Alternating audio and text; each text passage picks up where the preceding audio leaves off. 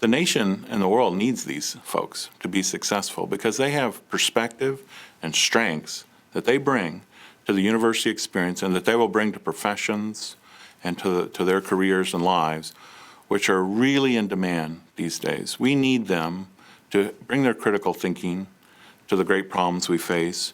We need them to persevere so they can acquire enough power to make a difference in our society where it's needed. I would encourage them by saying, look, they have an obligation, a responsibility if they can all do it, without blaming them if they have, real struggles and they can't. If they can do it, there's a tremendous need for what they can offer. And if they could do it for others as well as for themselves, we're all going to really benefit. Excellent. I mean, a lot of the brightest people, after all, a lot of the most innovative, creative folks, the people who end up as professors, many of them, are just those people.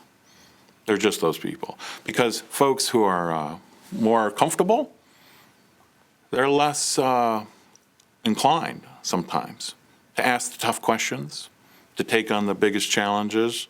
They kind of smooth themselves right in. They flow right into positions of privilege and prestige and power, and they don't question as much.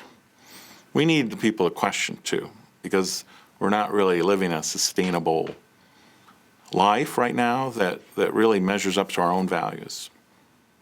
I agree.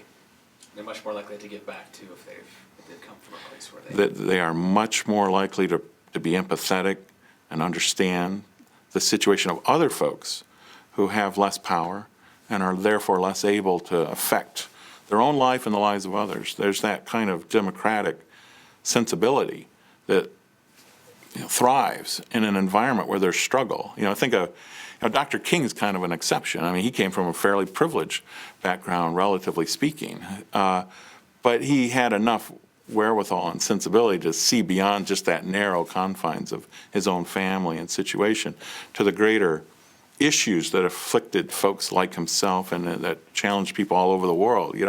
Well, we can be that kind of institution. We're supposed to be an engine of social mobility, of critical thought. We're supposed to challenge a lot of the things we take for granted or otherwise are blithe to on a daily basis.